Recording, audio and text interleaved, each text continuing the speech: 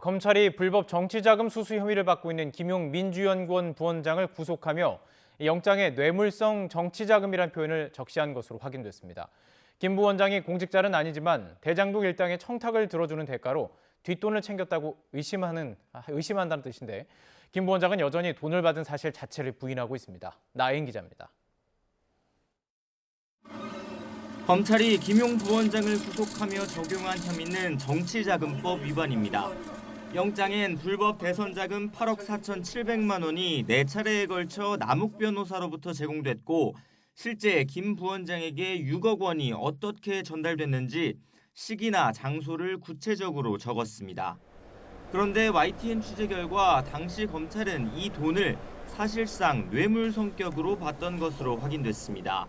김 부원장 영장에 구속이 필요한 이유로 범죄의 중대성을 상세히 서술하며 뇌물성 정치자금을 수수했다고 적시한 겁니다. 배경으론 돈을 댄 남욱 변호사가 부동산 신탁회사 설립이나 경기도 안양 지역 개발 사업을 위한 군부대 이전 등을 바라고 있었다는 사실을 언급했습니다. 김 부원장의 신분이 공직자가 아니어서 콕 짚어 뇌물죄를 적용하진 못했지만 청탁의 대가로 뒷돈을 주고받았다는 걸 강조해 법원에서 영장을 받아낸 겁니다. 하지만 신병을 확보한 지 2주가 지나도록 수사에는 별 진척이 없는 상황입니다. 김 부원장이 여전히 돈을 받은 사실 자체를 부인하며 입을 닫아버렸기 때문입니다. 검찰 역시 남 변호사의 청탁이 있었다는 보도가 이어지자 김 부원장은 공무원이 아닌 당직자에 불과하고 당시 청탁을 들어줄 위치에 있지도 않았다며 확대 해석을 경계했습니다. 김 부원장이 입을 닫아도 이미 혐의를 입증할 증거는 충분하다고 자신하지만 영장 청구 때보단 한 발 뒤로 물러선 모습입니다. 물론 정치자금법 위반죄는 법이 정하지 않은 방법으로 뒷돈을 받은 것이 핵심이라 대가 관계가 반드시 입증돼야 하는 건 아닙니다.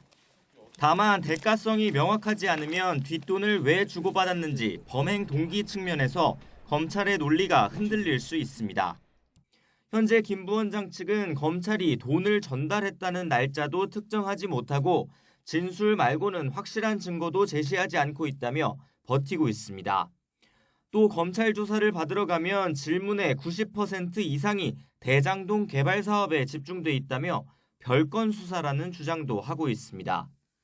실제 검찰은 최근 김 부원장을 상대로 지난 2014년 성남시 의원일 때 대장동 일당에게서 1억 원을 받았다는 의혹도 강하게 추궁한 것으로 확인됐습니다.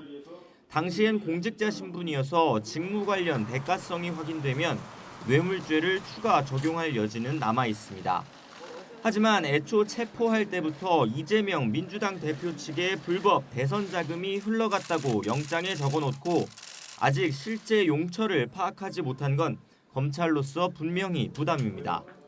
김 부원장의 구속기간이 끝나는 오는 8일까지 검찰이 어떤 수사 결과를 내놓을 수 있을지 주목됩니다. YTN 나인입니다.